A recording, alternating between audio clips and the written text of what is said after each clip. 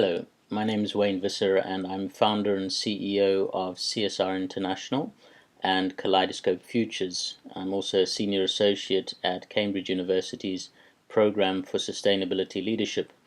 It's a pleasure to be talking to you today across the wires. I've been asked to talk a little bit about some of my work which is captured in my most recent book, The Age of Responsibility, around the concept of the future of CSR, or what I call CSR 2.0, and to begin with, to explain why I believe the current approaches to CSR are failing.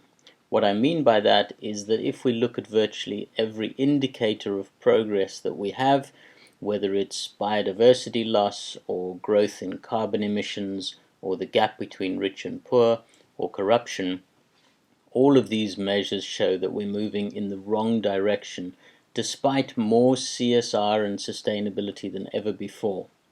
So what's going on here? Well, first I think we have to understand the different approaches to CSR by different companies. I call this the ages and stages of CSR, and it's based on my observations and experiences in over 50 countries now that I've traveled to. What we see is that in the first stage we have a very defensive approach to CSR in what I call the age of greed. Essentially, this is where you only do enough to keep the regulators happy and perhaps to keep your employees happy. It's the kind of thing we get in a company like Enron and Lehman Brothers, both of which had CSR programs, and of course both of which have collapsed as a result of a culture of greed.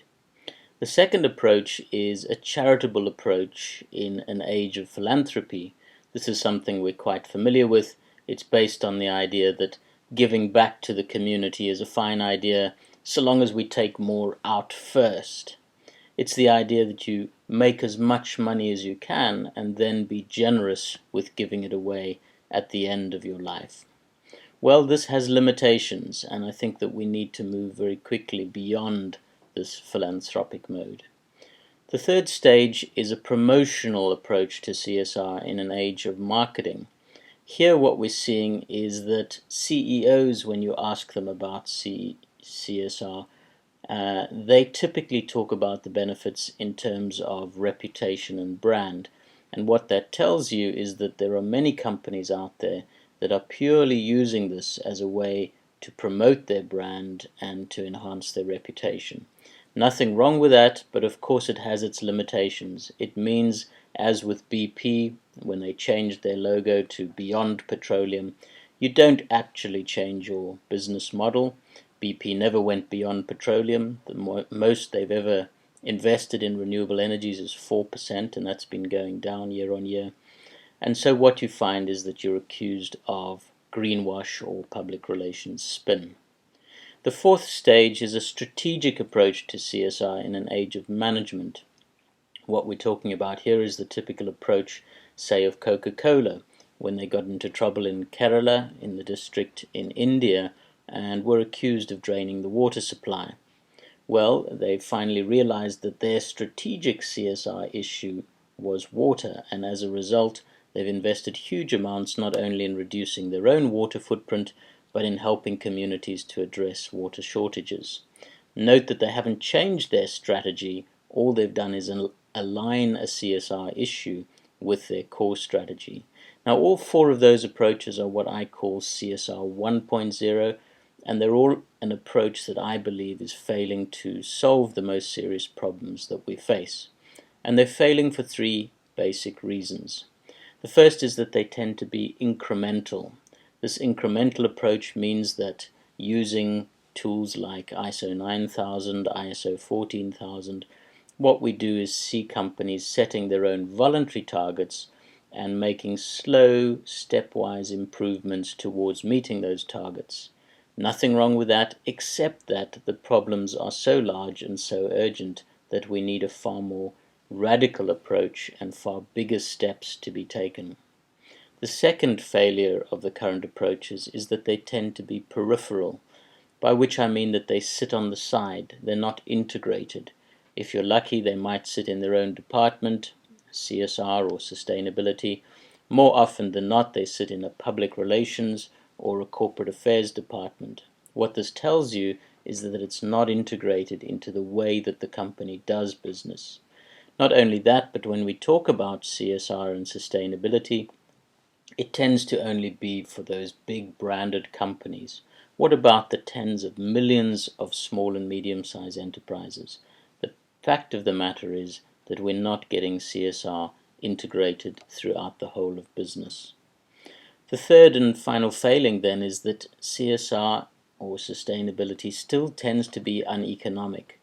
As much as we like to talk about the business case and the benefits, if you look at the way that the market rewards sustainability and rewards responsibility, it is still very easy to make lots of money by being irresponsible and unsustainable.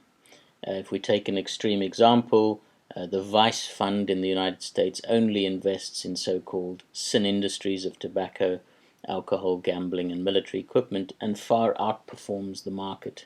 In the same way, why do we pay more for organics or for fair trade products?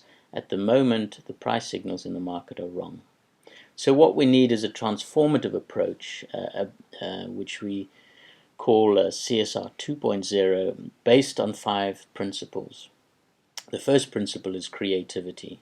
How do we use innovation to tackle social problems using the basic approach of business? We can think of many examples, whether it's Vodafone using a tool called M-Pesa to allow the unbanked population of Kenya to transfer money by text, or A Little World, one of my case studies, which is an Indian company that uses mobile phones to empower rural communities to do banking. We also need, the second principle is scalability. By scalability, what we're talking about is getting beyond the so-called ethical products where you pay a premium and to do what we call choice editing. This is what happens, for example, when Walmart decided that all future products that are seafood products will be certified Marine Stewardship Council as sustainable. All future cotton products will be organic cotton. Only then do we start to get to scalability in our market for sustainability. The third principle is responsiveness. It's the opposite of what the pharmaceutical companies were doing in 2001 when they took the South African government to court because they were trying to offer generic drugs for HIV/AIDS victims at a low cost. They've had to change their business model so that they now cross-subsidize and offer those drugs at a cheaper cost in developing countries. Some have gone even further, like GlaxoSmithKline, that actually put some of their patents into an open source forum that others can share. So responsiveness. The fourth principle is locality, the idea that we need to act local but think global. As an example, I did some work for BHP Billiton, where at a local level they were doing excellent work on malaria prevention, but globally they were being assessed on their efforts for climate change and energy efficiency and not performing so well. We have to get both of these right. The final principle is circularity, the idea of cradle to cradle, closed loop production, closing the loop and making sure that we really go for that zero waste economy where everything is an input to another process.